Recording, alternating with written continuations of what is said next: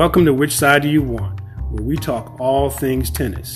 I'm your co-host, Ruffin Thornton, and I'll be joined by my good friend, James Skinner. Unlike most tennis podcasts, we cover hot topics, from the lawns to the concrete, from the pros to the park, and all things in between.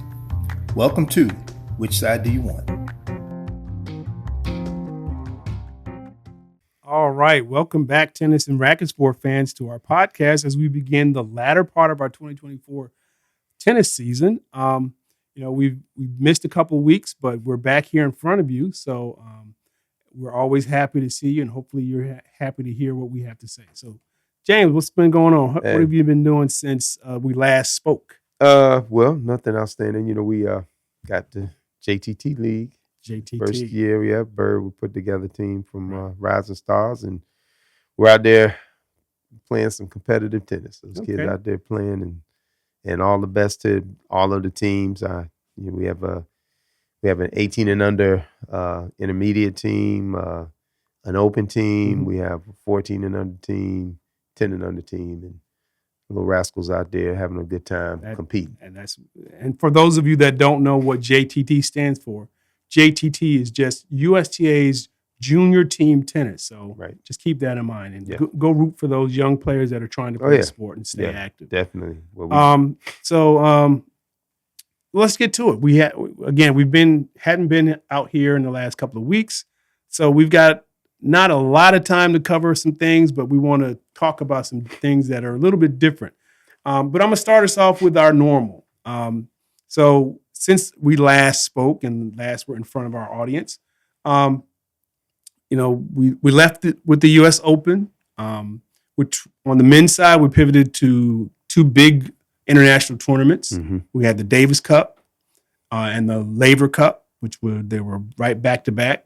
And on the women's side, they pivoted towards the Pacific coast or the Asia theater, where they've got a bunch of tournaments that they had from the beginning of September to the early part of October. They had a lot of tournaments in China, in Japan, Thailand. They're all over the place, And right now, since we're talking about catching up, right now the last tournament, a WTA 1000 level tournament, was the China Open, which Coco won. She took out Karolina Muchova. Right.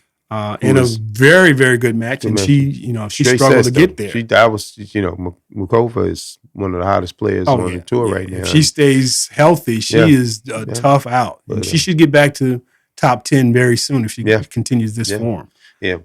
Golf, I think a lot of people, after the whole thing with her, the coaching change not so much the coaching change, but relinquishing the services, of Brad Gilbert. Yeah, but it serves its purpose. Yeah, and so that happens. I mean, no player, very few players will start out their career with the same coaching and same that they had at the end. So that's just, those things happen. And but it's, a lot of people are saying now that she's a little, seems to be kind of putting it together. She was in a tight bind and a couple of those matches at the Open, but she came through. Right. And showing why she is one of the top players in the country, not in the country, in the world. Right. And deservedly so. So that's a great win for her, and a historic win on many levels, because I don't think I think the last American to win that title was Serena Williams.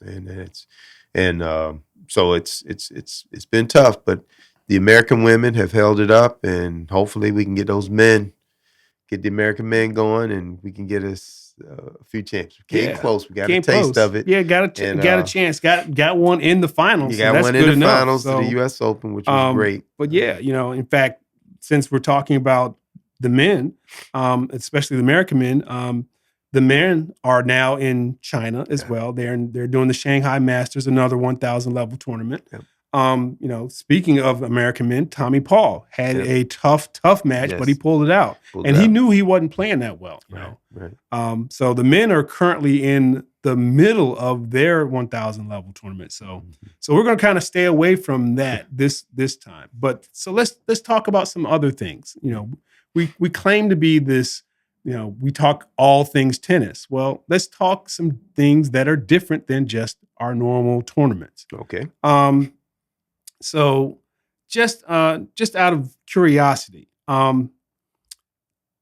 So right now, this is the season when we kind of slow down from all the tournaments that we've been playing and start to look at the upcoming next season. So that's when we tend to see racket changes, clothing changes, shoe changes, as you might call it. So, for instance, if I could get our cameraman to get a look, right now I'm wearing a couple of shoes that are, you might think that these are some normal tennis shoes, but if you zoom in, these are pickleball shoes. So for our pickleball fans, I'm actually out there promoting your stuff. So anyway, at the end of the day, this is what I'd like to talk about.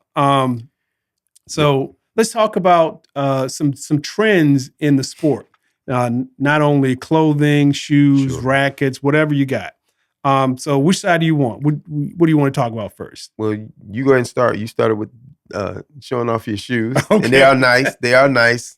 The K-Swiss. Oh, yeah. By the way, if you notice the color scheme, you'll notice it's this. So as of this recording, this is after a fabulous Sunday night meeting between the Pittsburgh Steelers and the Dallas Cowboys. Wow. Ruffin. Note, James has noted that I'm an avid Cowboys fan. He was nice enough to oblige me in wearing the same color scheme, just like my shoes. Purely by accident. Purely by accident. But still, we're going to start off with some shoes made by K-Swiss in my favorite color scheme for football, since we're still in the middle of the American football season. K-Swiss has a nice pair. In fact, these are really good. These are the K-Swiss Express Light pickleball shoes, specifically made for pickleball. But we as tennis players will tell you, if they're made for pickleball, they probably are also made for tennis. And they're really nice and comfortable. Yeah. I really like them. I actually started playing with them just this week. Okay. They're just as versatile as any other tennis shoe that I ever played with. In fact, I have another pair of K-Swiss just like them. And if you'll note, my boy over here, he's got on a pair of Nike Vapor 11s. What do you like about the Vapor 11s? Well, I always like the reason I like the Vapor 11 is the stability. Right. It's a firmer shoe, but for me, I like that firmness. I like the security that my foot feels in the shoes. Right. When you're playing tennis, you need that. And some people don't like it. They think it's a little stiffer or heavier. For me, it works for me. And for most players, I'm not the fastest player in the world. I'm not Alcaraz out there. So I need, so having a light, fast shoe really serves no purpose for me. Right. But having a stable shoe works. Hey, and that's one of the things that I like about this K-Swiss.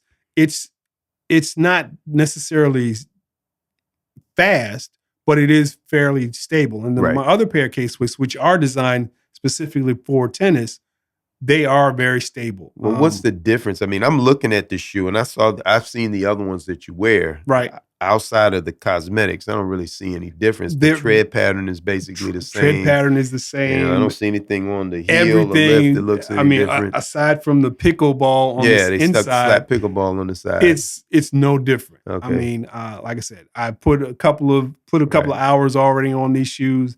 They're just as comfortable. Right. So a little bit of break-in period, but and I said that because that comes to our point. Right. Young folks out there, okay. Right. The reality is it's the same shoe as a tennis shoe. But they know that now that pickleball is hot, anything that you slap pickleball on, people are going to want to buy it. And they want something that they feel is unique to their sport, even though the shoe is basically a tennis shoe. It is. And they've done that across the board. I mean, Nike has a line of pickleball shoes that, you're looking at them. Adidas has a pickleball line. And the shoes and I'm looking at the shoes and I'm looking at the bottoms.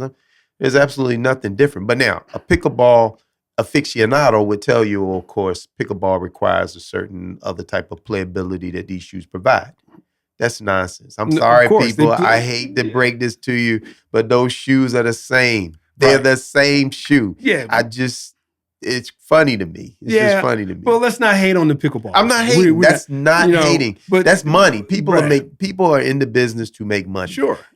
K-Swiss, Nike, Adidas, Uniqlo, Asics, you name it. They're in the business to make money. And if putting pickleball on a shoe and saying this is a pickleball shoe makes people buy it, they're going to put it on there. And I don't blame them. I would do the same thing. Absolutely. You got to push and they're move product. They're pushing it. You got to move product. So again, I like the shoe. Yeah, I like the color scheme and the fact that if I ever do go and play a lot of pickleball, I got a shoe that's already there. In fact, when I got them, I got a hat too. So that was nice. Okay, so you all in. Yeah, so I'm not all in, but I mean, pickleball paddle at least I'll look the part. Okay, so, I'll see you out there on that court. You're right. I mean, big ball. So the next thing that I also have was a couple of other shoes that are kind of new on the tennis side. Mizuno, they've got a new Wave Force. It's one of the best looking shoes for Mizuno that they've had in a long, long time, and it seems to be doing well. Maybe not so much in the States, but outside the country. Yeah. Of course, there's Asics. Asics shoe of choice is the Novak's. Yeah, the gel. Yeah, the gel. This is the gel.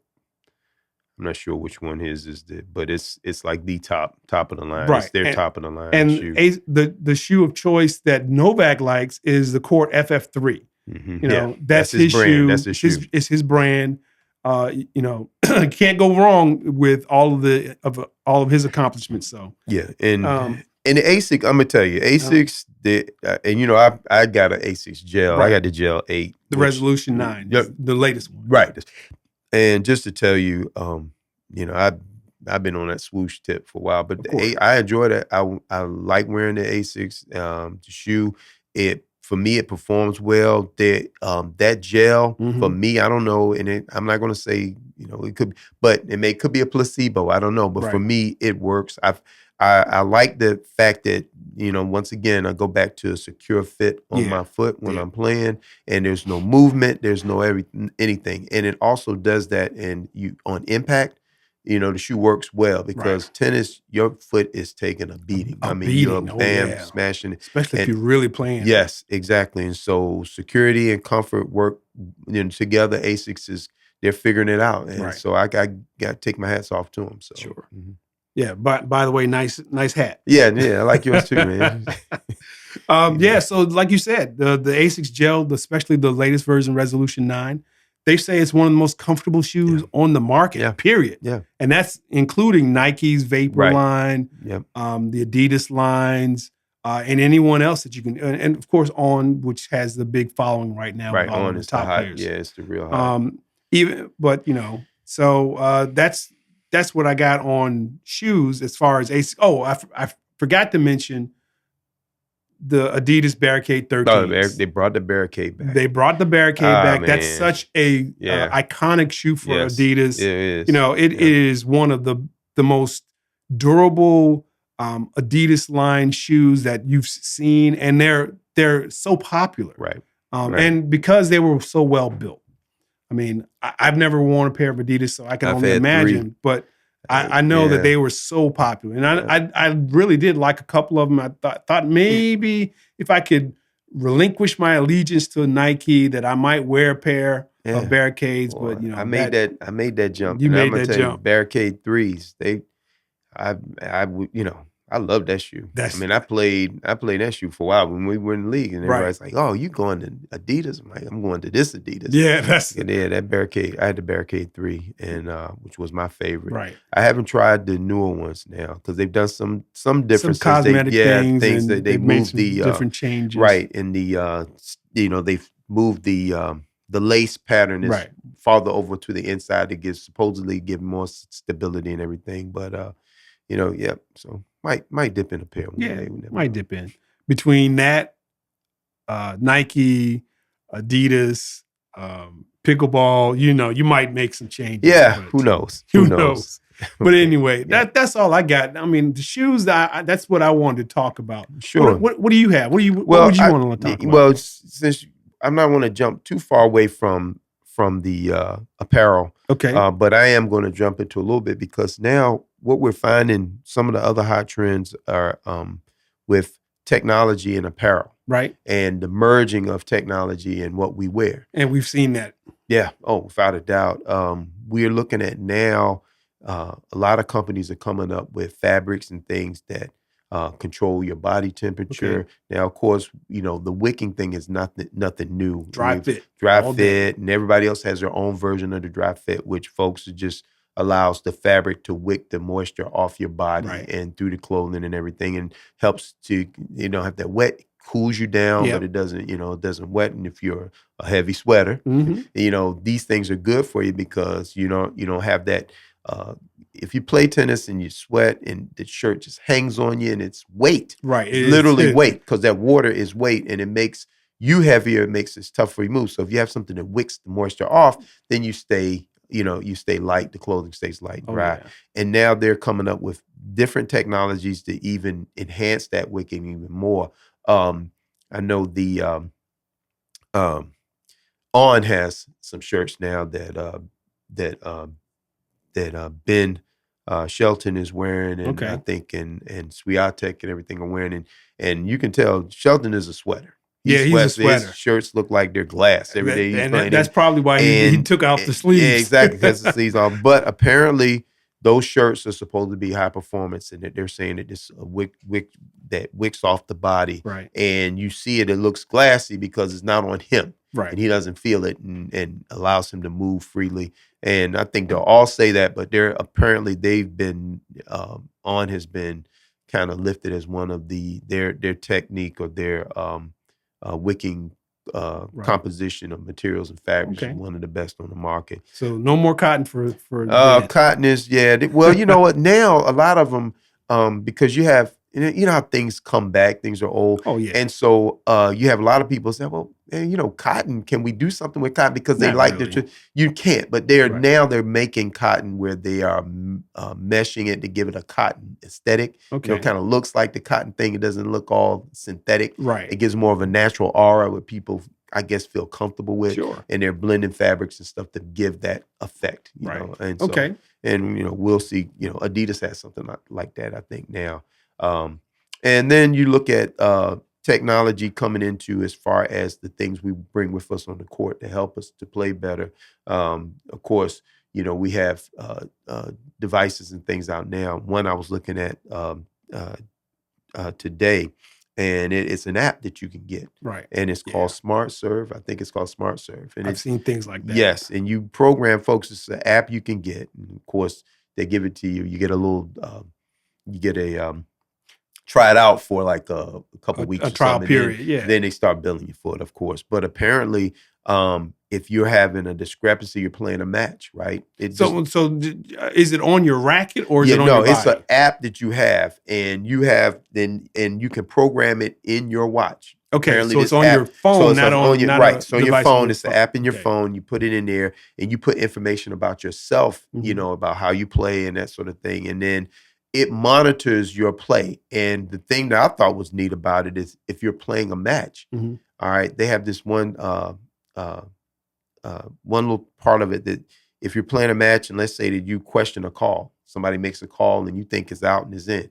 Well, you're smart. You can hit your smart so you can check it out and it will tell you. It's like Hawkeye. It will tell you if the shot was in or out.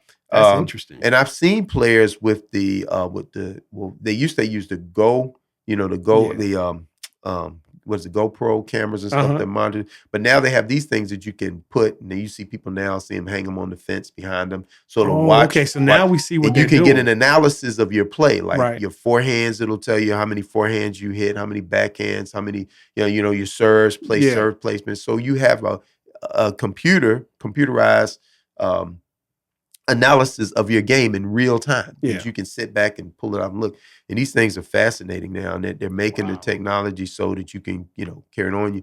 They also have clothing now is being made that also can read. You can tell you, your heart rate and all of these things that that help you to maximize your effort on the court and also hopefully maximize your game. Now, is it going to take you to Wimbledon? No.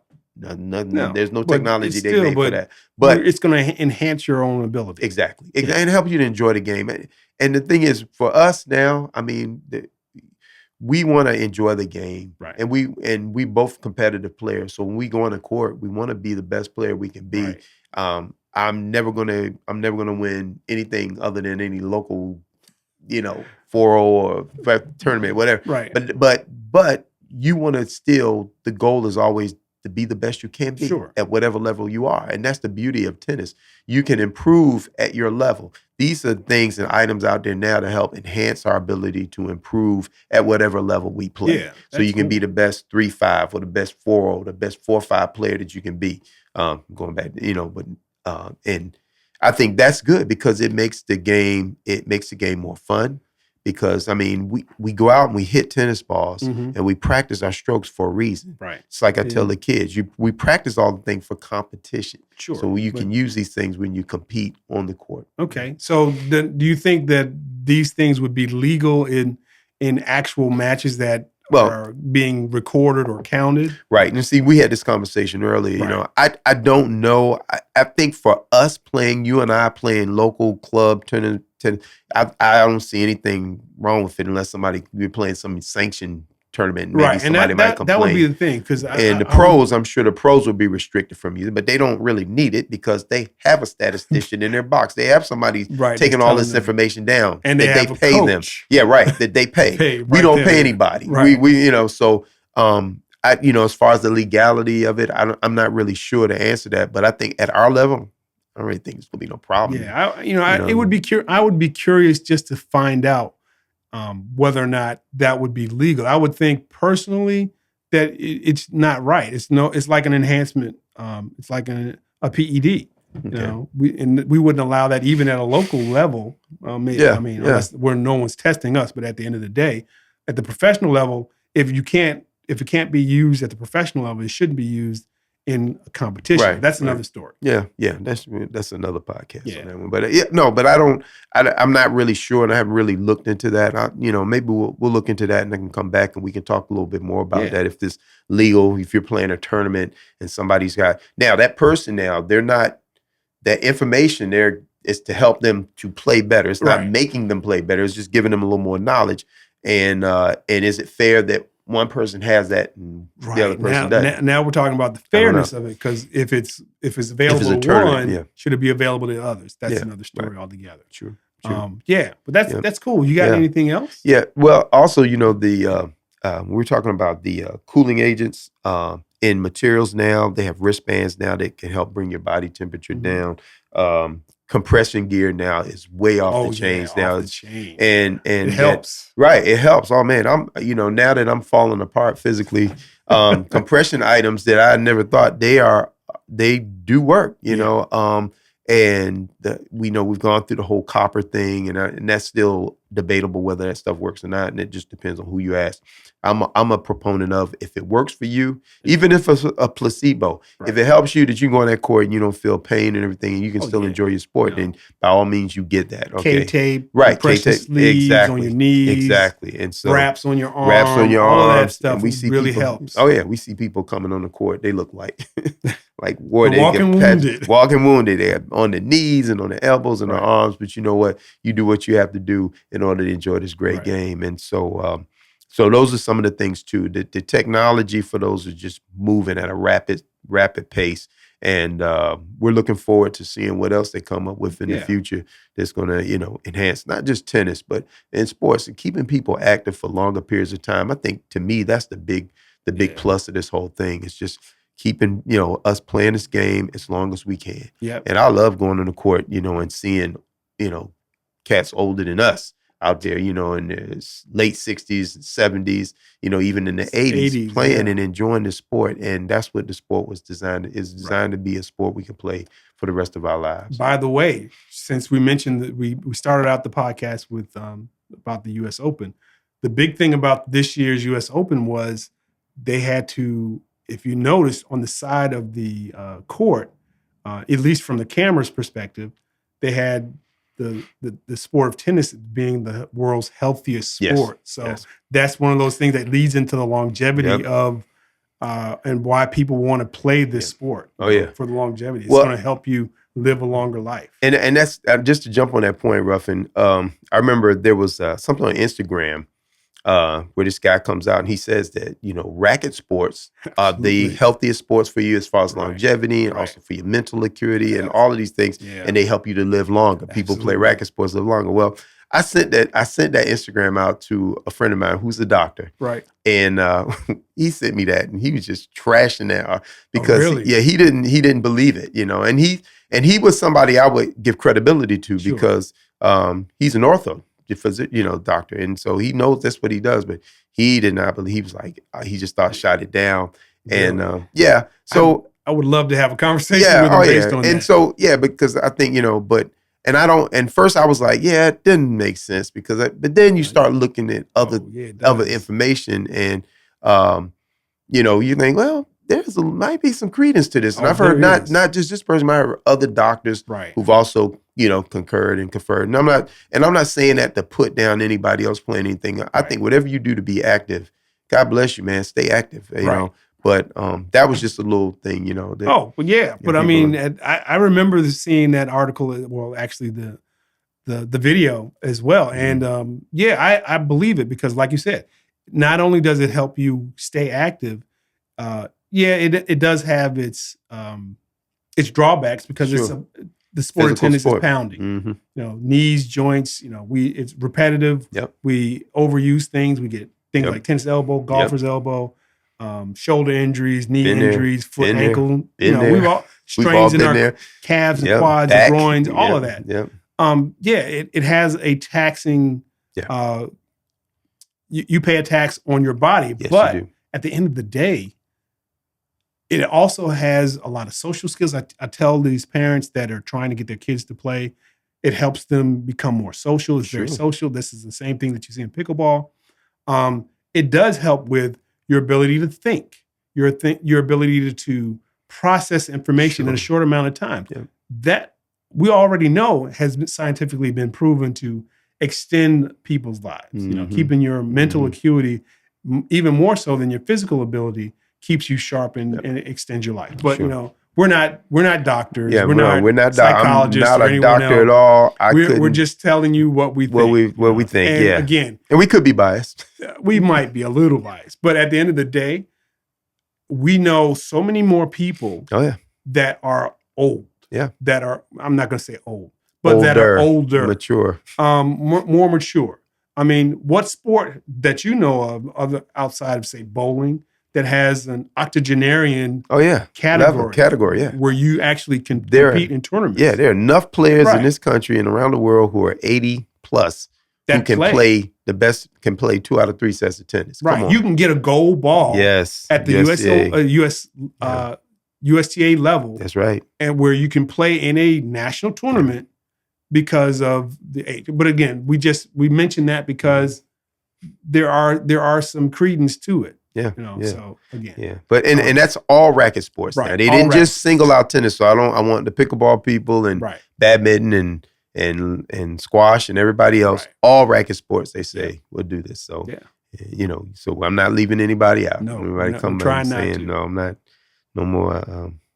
We have let everybody. Everybody's in on this. Swing party. A racket and you'll That's be right. fine. Swing That's some type of racket. Hit some type of ball somewhere. I said that's why we always say go hit a tennis. Go hit a tennis ball. So you got anything else? You got any historical events that happened this day or last week or this month? Well, first of all, we had there was a mention that I saw. I heard it was on the radio on NPR, and they were talking about the contributions of players, and there was an excerpt that was these, and I can't remember. It's of 2 British younger people who were talking about Althea Gibson, and we come back to Althea, but Althea just kind of but she's just, to me, she's just a poignant figure in not just sports. I mean, to limit her to the sports realm, I think would almost do a disservice to her. But more on the on our whole socio-political, sports, everything, and just emblematic of what's gone on in this country. And they were talking about her achievements and just marveling at her abilities. And they were mentioning some things that I didn't even know. Okay. Like her victory over her Wimbledon, I think her 54 victory over Darlene Hart, I think, in 54, correct me, I think it was Darlene Hart. She defeated her in it was like 55 minutes. Wow. That would be an absolute beatdown today. Oh my gosh. It was. And then she not only won the singles, she won the women's doubles, and she played in the mixed doubles finals. Oh, wow. Okay. And that's a feat that's only, I don't know if I think the only person that I know that was able to achieve a finals in both singles, doubles, and mixed doubles. The only one I heard of, and it could be a different one, and somebody let me know, but the only one I heard of was Bobby Riggs. All right, okay. Everybody knows, about Bobby Riggs. He was a great singles player. He was a good tennis player. Most people only know him as the Battle of the Sexes thing, because that time he was like 55 years old, but he was a hustler. Right. I mean, he was like the original hustler. And they said that he won Wimbledon. And at that time, Wimbledon was an amateur tournament, so nobody made money from it, And he bet on himself to win the singles, doubles, and mixed doubles. And won. They say he won something like $100,000. Oh, wow. But anyway, that's I digress. Going back to, but it's just this amazing feat. So, but Althea Gibson came close to doing the same feat. Same thing. Oh, okay. That was in I think that was her 54. I think it was 54. Okay. I could be wrong, but I think it was 54.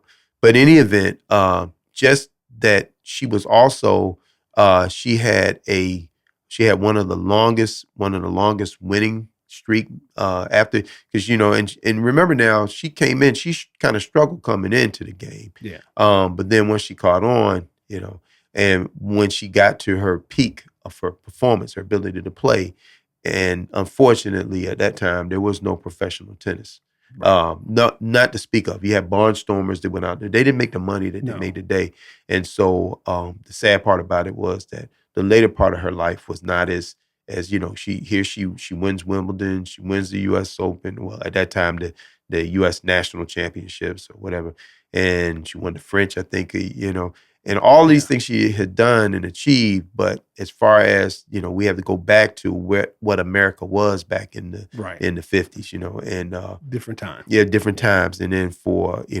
a woman of color, particularly African American woman, to come in and break that color barrier. There wasn't a big payoff for her. No, and she struggled, in her life. Even after she went on the women's golf tour. Yeah. She was. I think she was the first Black woman to get a LPGA card to play, but she was doing all these different things. She sang, did her album. She did on shows, game shows, and stuff, and she wrote a book. Which is if anybody I always wanted to be somebody. It's a book that she had written, and you should read it because it's, of course, it's on the periphery you see, and she talks about all of the, what she went through to become a tennis player and all that. But also underneath, you can see kind of like the writing is kind of unique because it goes into some of the pain and stuff that she'd gone through. But she had to mask over because she had to make this book like something that is going to sell at that time. I think if they've written that book again, and there are 2 books out there on her life now that gives us a more complete picture of her life, of who she was. But they were talking in how that her presence is still felt to, and these people were younger people who was talking about her and who were just marveling that this woman existed, and that, so when I saw that, it made me think, about where she fits in the whole pantheon of athletics and tennis and women's sports. Right. And just, she paid a heavy price for being good. Right. And she was just the wrong person to be good. It's just, I think it's more, she came in as a pioneer, you're always before your time. That's true. And very true. Althea and others that paved the way for our sport and any other sport, especially in this country and actually worldwide. They did so that we could. So, right. You know, and of course, they don't always reap the benefits of their accomplishments. So, no, she didn't. But you know, again, we're going to have to revisit that Althea Gibson story a little bit later, maybe next year. It's in February for Black History Month. Yes, that would be great. There's so much more to her. I started reading one of the books too. I'm going to try to read both of them, but there's just a whole lot of layers, to the story that we don't even know right now. But it's good that people are looking into it, and then also too the connection to so many other players out there that we'll never know about. Of course, made inroads.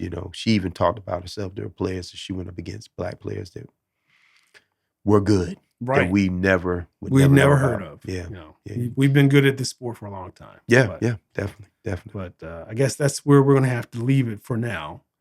But as always, we enjoy the opportunity to speak in front of you about this is fun. About tennis, about fashion and things on our plate. Even sometimes things that just happen because we're Americans. But again, we're always passionate about the sport of tennis. So any parting words? Go out and play. Yes. Just play, folks. Even in the fall. Now's the time. If you want to improve, this is the time. Pick something. If you're playing the sport, if you're playing pickleball, if you're playing any racket sport, figure out what you don't like in your game, fix one aspect of it, and work on it. Now's the time. You got between now and the new calendar year, January 2025. Now's the time. Get in better shape. Fix your forehand. Work on your serve. Work on return serve. Whatever the case may be. Now's the time to do it. That's the time to do Figure it out, and go out and do it. Yeah. So, with that said, we'll see you next time. Hopefully, we will get back and we'll talk more about the exciting sport of tennis and anything else that we think about regarding racket sports. So, as we always say, go hit a tennis ball.